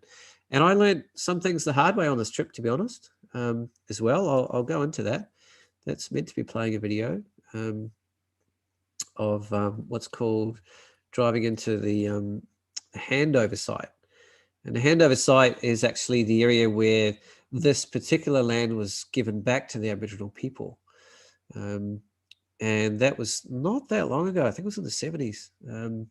So we got special permission to go out here on country, and it was past the actual village. And once we'd done our welcomings, and I sort of felt like, and as they suggested, you got to say hello to country first, before, so you can arrive. There's like this process. You don't just sort of breeze into a community like that and just everything falls into place. It takes a while to engage and connect and become present and become kind of sensitive, I guess, to the voice of the land. And again, the voice of the land and the people are so similar. And this is the edge of Paruku, which is a huge inland lake. And it's often, I think about 7 years, it's been fairly dry, but they've had a lot of water come through of recent times. And I got to fly over and get the sense of its scale and its majesty. And I really didn't expect it to be quite as stunning and full of features as I thought. Off to the right is one of the old waterways. You can see another one extending to the north where a lot of this particular water came through. I think it has more water than somewhere like Lake Eyre, more consistently, but it's still it's still pretty rare that it fills up and gets full of water. That's actually another one of the signs for mullen. People just use whatever's around. They're very ingenious with their materials out there. They kind of need to be.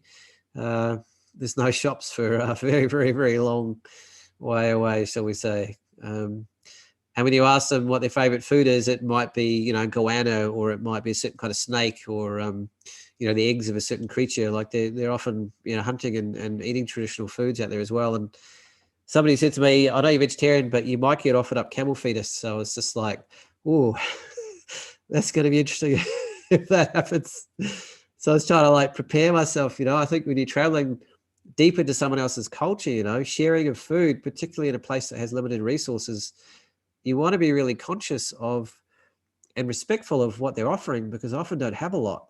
And one of the ways that they offer to strangers and new people to connection is through the food and the resources they have, which are quite limited. So I think I dodged a bullet there, because I didn't end up getting offered camel fetus in the end. A few different berries and different kind of plants, luckily. Maybe someone told them I was vegetarian. But you can just kind of see the edge of these waterways and the depth of color and the intricacy of some of the kind of different vegetations that grow there. And depending on the rainfall on the land and the season and what's been happening with the amount of salt evaporation as well, things kind of are quite dynamic out there, and really quite changeable. And it was actually really beautiful to share these sort of images. You can kind of see the way, this is one of the old dried waterways that reaches into the lake from very, very far to the north. As I got to use my photography to help engage with community, and that I stayed up all night and I got all these images ready. And when I got introduced to some of the elders the next day, a lot of them weren't speaking English at all. There was 3 or 4 different dialects in the community, and pretty much 95% of the time there was no English being spoken at all. So that was challenging, and most of all, absolutely beautiful to be around. Such elegant sort of languages, and just to be immersed in another culture so fully, to the point where I was just going by body language and smiles and gestures and actions, more than words. You know, like you get that experience sometimes different places around the world, but to get that in your own country is a very special thing. And I'll never forget it. I'll never forget it the rest of my life. So going back a step, when I talked about that really powerful experience, is, you know, we had to get very specific permissions to be able to photograph. And I'm sure a lot of you guys might have all heard that story of, you know, you're stealing their soul. And they don't necessarily like to be photographed. And, you know, they're very conscious of showing images of people that have passed away and things like that, which you'll get on the news. But I got my first kind of really genuine, real life experience of that. Whereas I literally was waved out by an Aboriginal man, and he didn't look super happy, and his wife was there and she was in tears. And it turned out it was one of the ladies who was sitting in the group that I'd been photographing, and I'd been told it was all right to photograph them, and other people already had. But she was in tears, and the little bit of English she had was, "You hurt me, you hurt me." And she was in tears, like just crying with tears coming down her face because I'd taken her photograph. And it was just like, oh my God, it just hit me so hard. Like I just went down on my knees and I sat on the ground and I apologized and I deleted all the photographs, and I sat with them for as long as they wanted to express whatever they wanted to express. And the husband had a little bit better English and talked me through it. And, you know, they know when you've got good intentions and they know when you don't. And I know they could tell that I did, but at the same time, you know, that permission could change at any second. You know, they have the right at any time to say no. And even though I'd had that inherent permission already, that changed, you know. And she was a lady that lived a little bit more traditionally than some of the others. And as I learned later, and her belief systems were very, very clear that was stealing from her and taking a part of her being. And it wasn't okay at all. And I'll never forget that rest of my life. I literally came back later and I disappeared for a few hours and sat away from everyone. And you know, and I just felt intuitively that was the right thing to do. And I promised not to take any more photographs of her. And yet I'm actually there on a paid job to take photographs. So it's not as simple as that. So, you know, but it was powerful. I'll never forget it. So I sat back a little bit, but my main job was actually capturing, there's Sarah on the ground there, and I was actually there to do the drone work in particular and film a celebration of the Dreamtime stories of the great egret carrying the barramundi sort of north through country up to Kununurra and further north, and the bilby burrowing its way out to Broome with the oyster shells. And so there's actually work that's been done with scientists and geologists for a long time that have actually mapped those Dreamtime stories to the actual geology of the landscape and their creation.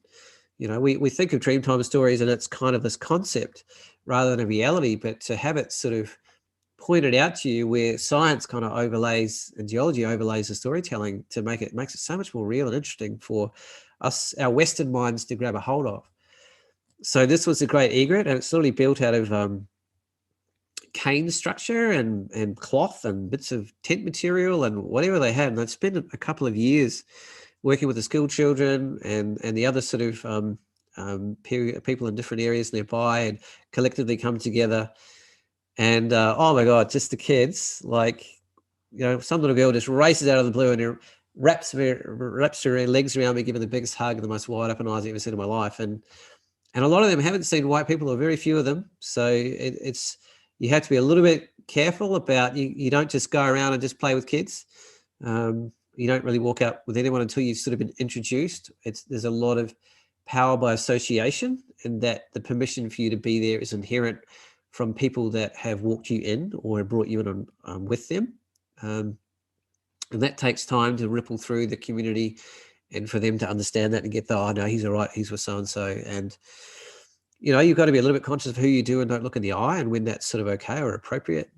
Obviously who you're photographing and when.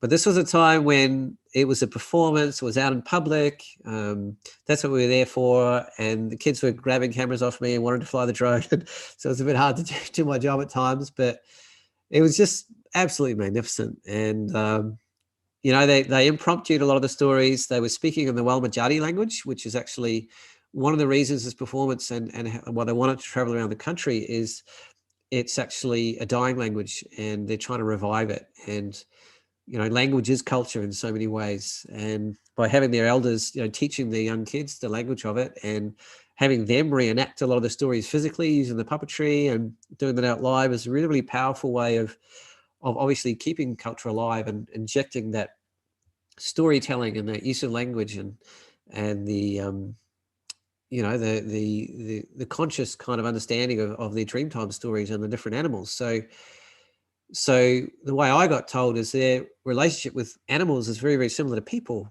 and that they don't put animals and people higher or lower than the other a lot of the time. And that a certain animal is a totem animal to everyone. And this, I'm no expert, but this is what I got told for this particular area. And each person is actually made from the bone of one of that animal that is your totem animal. And usually the mother gets a dream or has a full-on experience or something while she's pregnant that makes it clear who the totem animal is to their child. And that becomes, you know, a part of their sort of character and understanding of how they walk culturally through their lives. So this is a bilby head here. So a lot of the kids just raced out and took it on board, and the local rangers, the IPA rangers, are amazing, and they were heavily involved, and they jumped right into some of the bigger pieces that needed the physicality of you know, being a man to be able to carry type thing. But really the kids stole the show in terms of getting out there and engaging with it all, and you know, making it come alive to them, I guess. And they'd spent time at school, and they'd been learning the songs, and they'd been listening to the stories, and they'd been painting all the different creatures and helping pull them together. I was there with a lot of the elders the night before doing the last touches on the wings and putting the eyes on and the faces on certain things. And it was amazing how proficient, how skilled they are with their hands, you know, and how they can create something out of nothing. You know, I guess nothing to us in a strange way is everything to them. You know, we would look out in an open desert and say, there's nothing here, we're going to die. And they would see food sources and sources of art materials and, you know, the stories of the land coming through. And it's so powerful to actually be out there with people kind of living that way. I don't know. It's, yeah, I think it's going to be staying with me the rest of my life, this kind of experience, you know. I'm not Australian. I'm not from here. You know, it's a different culture. I'm quite familiar with the Māori culture, and you know, I grew up with a Royal Māori family as our closest friends, and I spent a lot of time exploring aspects of their culture, but it's a very, very, very different culture to the Aboriginal one. You know, the Aboriginal culture is nomadic. They didn't own land. They didn't cultivate land. They moved seasonally. They lived in small bands. You know, they didn't have a common language, which all is completely different from the Māori people.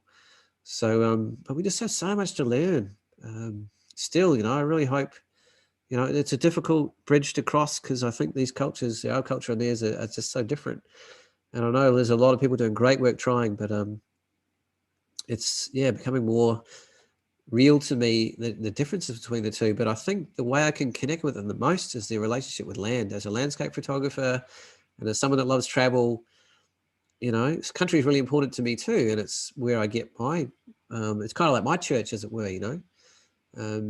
And so I have a sort of open-minded kind of spiritual nature with landscape myself. And but to see people living and breathing it, you know, in a way that I've never even experienced is something else. So I really hope I get more opportunity. You know, it wasn't necessarily an easy experience, but it was a really amazing one. And hopefully, you know, it knocks on the door a little bit, and they'll be using these images to get further funding and to promote the traveling this exhibition around the country, and, you know, for that knowledge and that language and those stories to be kept alive and spread around the country, and you know, that's how culture remains alive. You know, it needs to be spoken, it needs to be shared. It happens through art, it happens through sound, and it happens through performance. And yeah, young kids, I think it was this little girl 2 minutes later had grabbed my 5DSR out of the car and was running up the front of a troopy, trying to climb the window, holding it with 2 fingers, going, "Ah!" like she's about to throw it. I was like, oh my God, it was so close. I just got it back. This young lady was one of my favorites. Just her energy and her joy was just blew me away. You know, the innocence of the young people, and you know, who don't have a lot of interaction with our culture, and you know, who are surrounded by a community that is living very traditionally and really honouring of their culture. You know, it just comes through like nothing you'd ever believe. So I sort of got the jitters sort of sharing that one. I wasn't sure if I was going to, actually. I was thinking, I should just be doing landscape stuff.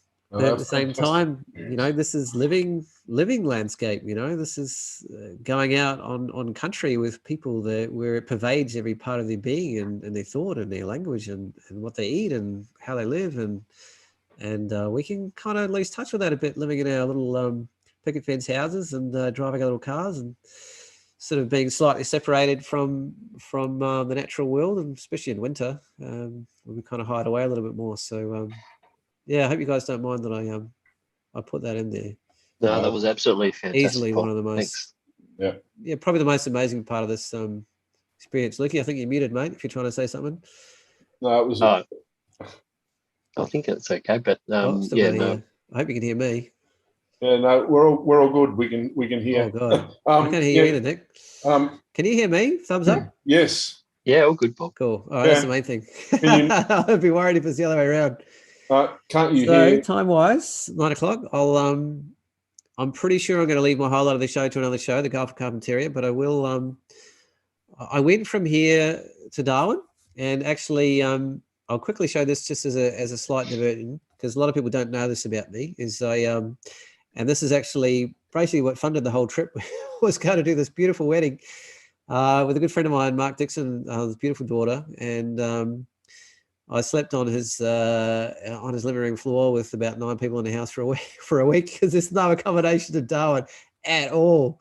It was like it was on the news that people were buying swags and sleeping on the street and on the grass. You couldn't even get a tent site in a caravan park, and so it was just a communal experience. So I went straight from one community experience. I literally slept on the grass in amongst a whole bunch of avgas cans at the IPA ranger station. And all night and all day, these avgas cans are like popping because they're expanding with the heat and shrinking. And it's like, oh, that one's not going to blow up this time. That was a little bit edgy, but it was fun. And then of course, 10 hours drive straight back. And I was on the plane the next day up to Darwin. So this is another part of me hanging out with white fellas instead.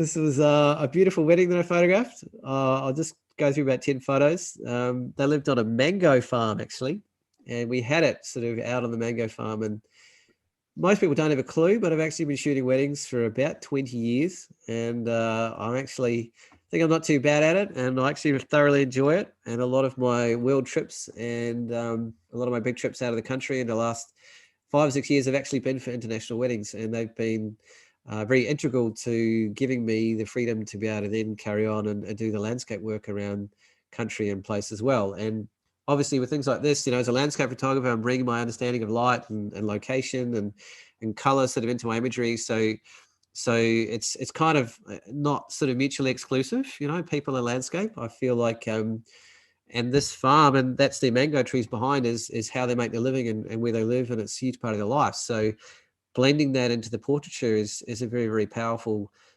very, very telling sort of thing to do. So quick segue there, but I thought I'd just throw that in. What was the transition like? Where was I going Paul? to next? I was going to Cairns, and I went to meet up with Louise Denton. Sorry, I did a lot. What can I say? And I made it to, we're trying to figure out whether we did 2 different flights to the Bynoe and the Tiwis, because Bynoe's to the west, Bynoe Harbour, and Tiwi Islands to the north. And I've done the Tiwi Islands, but I hadn't been out to Bynoe Harbour.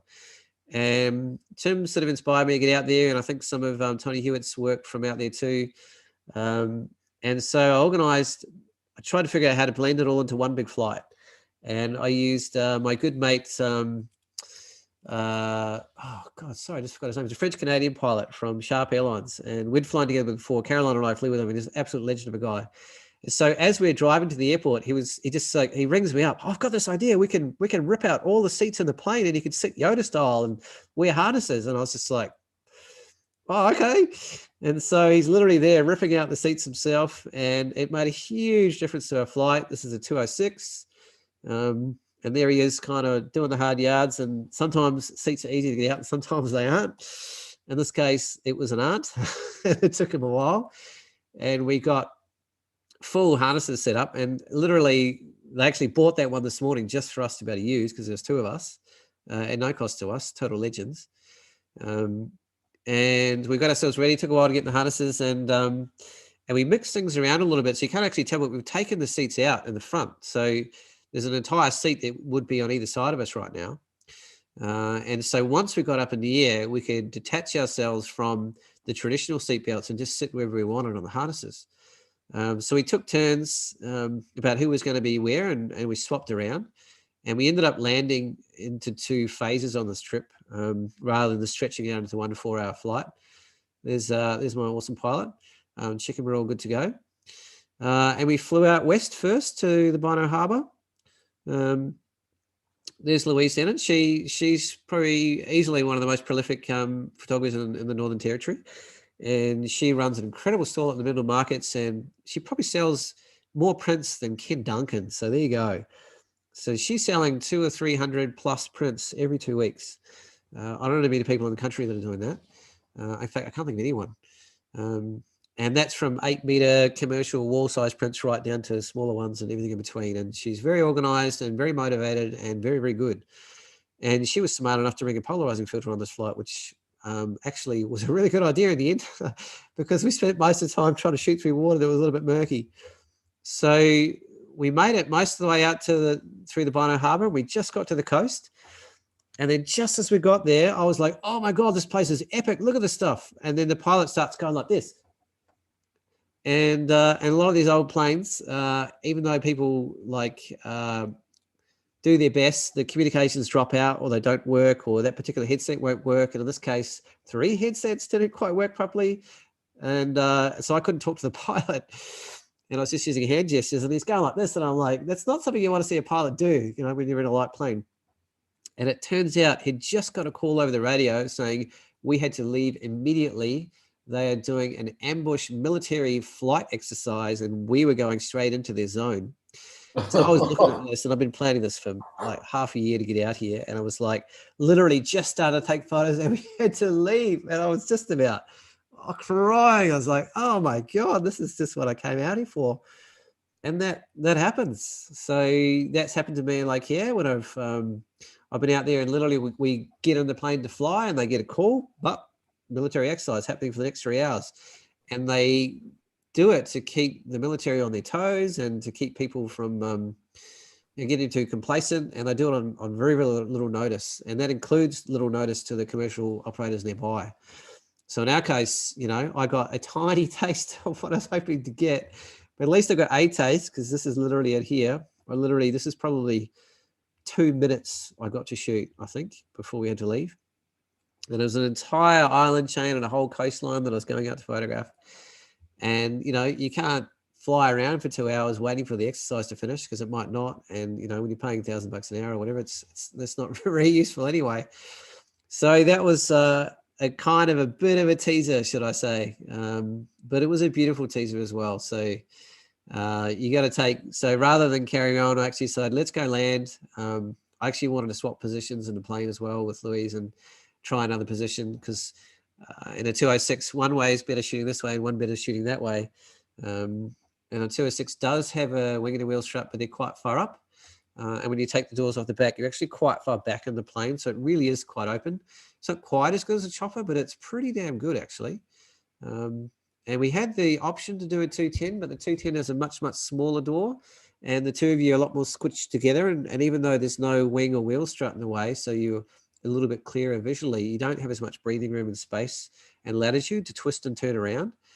And by taking the seats out and being able to sit Yoda style, we could literally hang the feet out the window and lean in any direction we wanted, and get a lot of freedom for our compositions. And that meant we didn't have to bank as much either, because we can lean out and get our cameras in better positions.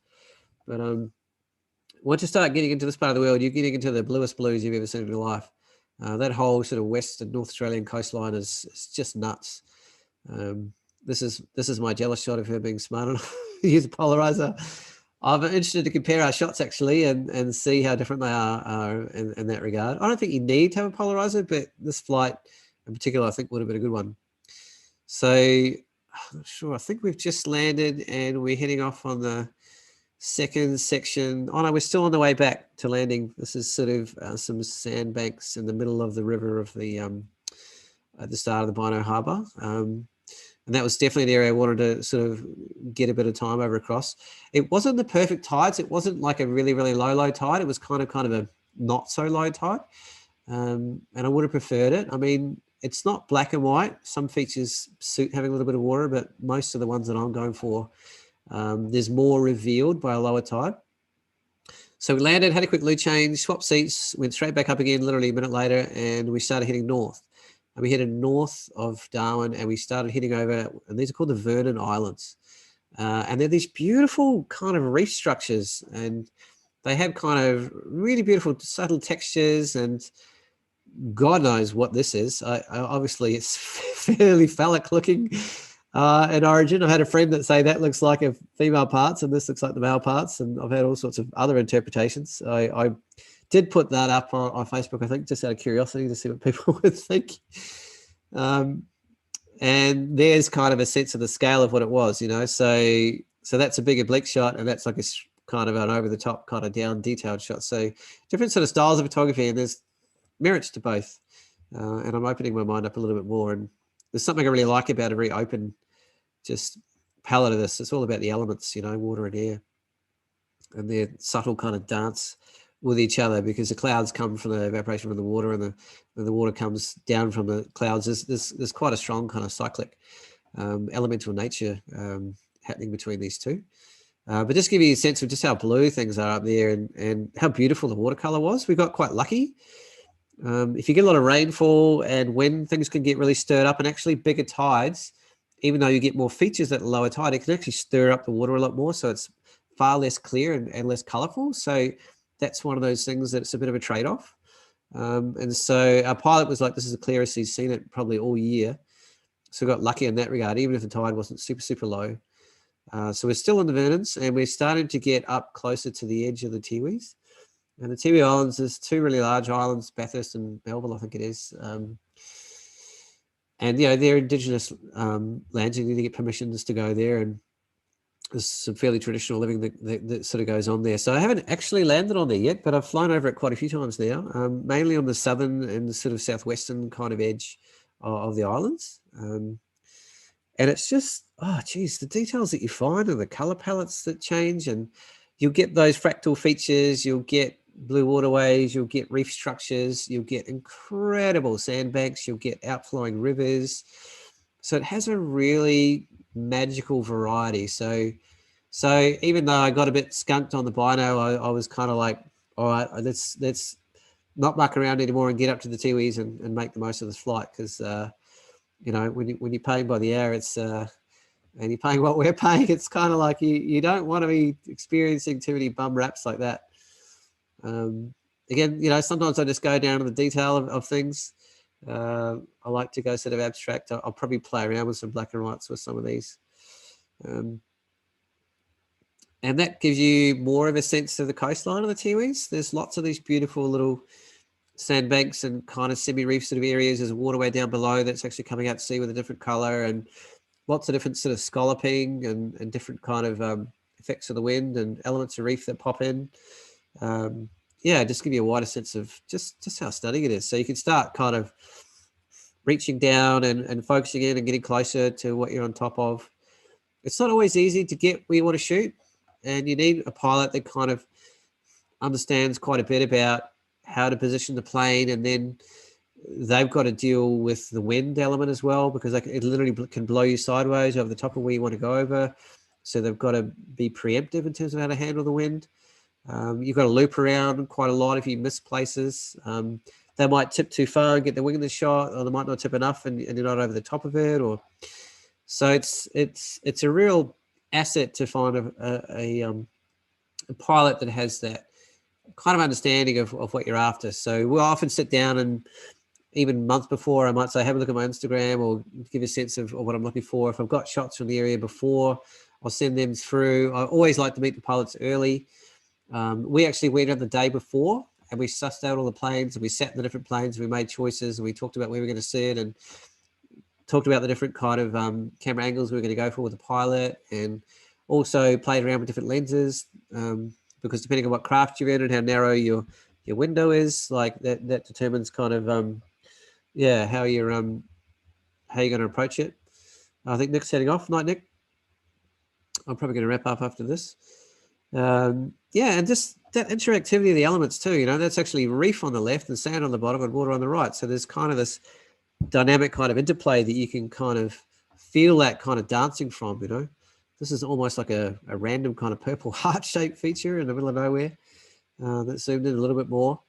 Love the really subtle separations of colors here. They're bold enough to be quite dynamic, but not super in your face. And, you know, I don't know if there's different silts or different kind of if it's to do with, you know, what, like we have in Tasmania, where it's the roots of the plants that the water's flowing through that end up giving it color. I have lots to learn, Grasshopper, about all these different aspects of the sort of creation of a lot of these structures. You know, it's I'm starting to get a sore throat from talking too much, Lukey. Job, mate. You've done a great job. Circular twirling structure with the combination of the blues and oranges, I couldn't get enough of it. I probably went around that a few too many times, probably. Louise loved the flight. She kind of let me. We could only have one of us talking to the pilot on the second part of the flight, so she let me have the reins on that one, and it was really beautiful flight to the Tiwis. Made up a little bit for getting cut short on the Bynoes. But I did take a little bit of a gamble on the way back, and that there was this incredible place that we stumbled across, Caroline Cheng and I, on our last flight with him by accident. JP, that's his name, Jean-Patrick. And we went out to try and find it again, and it was quite a long way to try and find it. And it was a bit of a gamble if the tides were going to work in our favor, and they didn't. So it was I don't know how many hundreds of dollars we spent getting out there just to see if it was there, and it was just absolutely nothing. So, you know, sometimes you roll the dice, sometimes you get lucky, sometimes you don't. And in this case, it was 2 rolls of the dice that didn't quite work, and one that worked out beautifully. So all in the same kind of day, really. And you've got to take your days when they come. You know, quite often something's wrong with the plane, or the pilot's got to go, it's called away, or a fire happens and, you know, they get called in to use their planes for other things. It's sort of like, yeah, often you just can't always just wait for the perfect moment. You've got to take the windows that are there. Sometimes I include that kind of sun flare kind of element I do on the right. It gives it a sort of a concreting kind of grounding to the area that otherwise would just be quite floaty.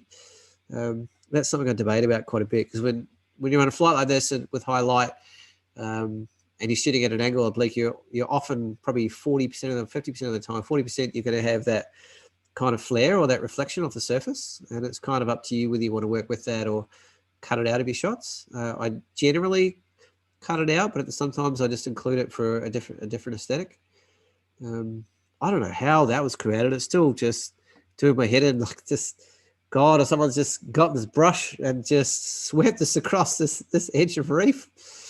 Again, you know, I don't normally go wide, but just to give you a sense of just the beautiful reef structures on the edge of the islands there. It's just as we're leaving to head back through to the Vernons again. And there's these little blue pools in the middle of some of the Vernon Islands, and they're just electric blue. Every time I've been there, they've had pretty close to that colour. It's been quite consistent. Sometimes they have more and less water in them. Sometimes they have a little bit of a more of a teal sort of tinge to them. But there's no shortage of colour on a flights, or I guess anywhere in the NT and WA in general. I reckon it's not for nothing that a lot of the top aerial photographers in the world are getting drawn to out here, and certainly Australians. We're certainly out there making the most of this place.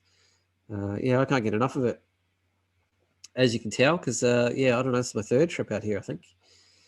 So 20,000 images. There's a bit to go through. I just kind of scratched the surface really quickly, and literally whatever I could pull together in a day. And I haven't even started on the biggest part of my trip, which was the Gulf of Carpentaria, where we did 3 flights over the same area. So I'm going to make that its own show. It's pretty clear. It's coming up 9:30 anyway. And I'll probably talk a little bit about, I'll probably rope Scott Platelli in, because he's literally the one who invited me on that trip, and I wouldn't have done it without him. And he's got some beautiful work of his own, obviously. And we've got some really fun film work of that as well.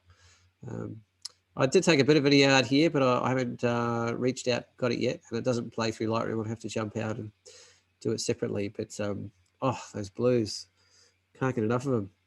Poke your eye out blues, and a very, very classic thing to do when you're coming back from any flight in Darwin is to fly over the Adelaide River.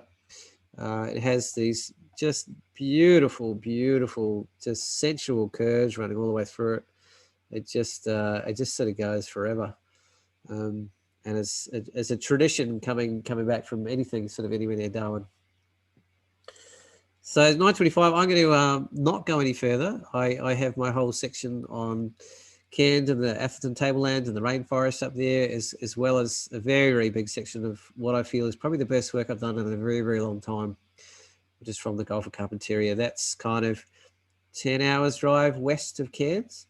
In the big sort of Gulf, and we explored quite a large area of the Gulf actually, and we were there for almost a week, and there was brolgas on the side of the road and jabberoos on the side of the road, and incredible wildlife everywhere, and bird life, and crocs everywhere, and massive sized barramundi, and you know, it's quite a cultural experience heading out there. It's lots of boar hunters and barramundi fishermen, and there's not really too many other people out there that get excited about heading that far out, because there's not a lot out there from a Western point of view, but the country is incredible. So stay tuned on that one. I'll reach out to Scott. He's in lockdown in Sydney right now, so he's probably going to be much more likely to be available, because he's normally on the road for 9 months of the year in Falkland Islands and Tonga and Antarctica, and leading sort of trips all around the world.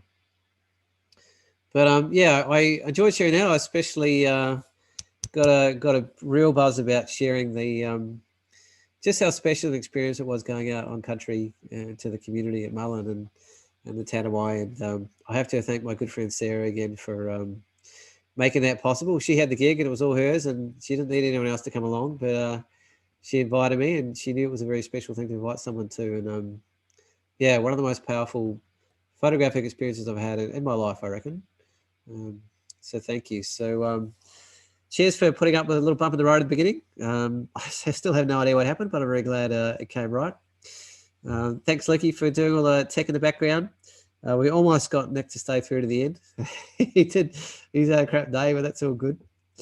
And again, have a look after the show at Ricardo's work on his website and his book. It's I think the first one is only $100, and I think it's an absolute bargain for something of that caliber with the music as well. Good to be getting the show back on board, Lucky. Yeah. Obviously, we had a bit of an absence. We thought about trying to run things remotely a little bit, but I was just pretty much AWOL. My phone number didn't even work for 2 weeks, so that wouldn't have been much use.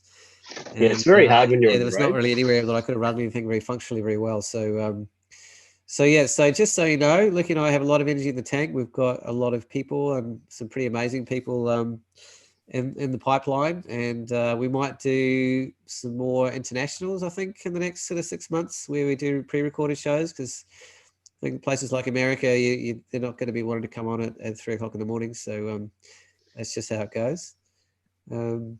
I don't know if you want to sign off with anything else, Lucky. I can't hear you, mate, so I don't know if you were...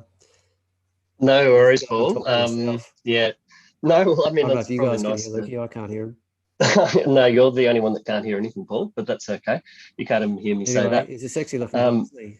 Yeah, I've sent you about 5 messages saying that you can't hear me, but that's all good. Have a good evening, everybody. It's been awesome to hear from Paul and his adventure. Louise, can you put your hand up if you can hear Luke? We'll call it there, because this will end in a terrible feedback loop. See you later. Let's stop Paul talking and have a great one. Good night, everyone. Thank you so much. I hope you enjoyed that. And we'll get ready for the highlight of my trip, which was the Gulf of Carpentaria, sometime soon. Yeah, he's going to leave us on a cliffhanger there. Thanks for putting up with my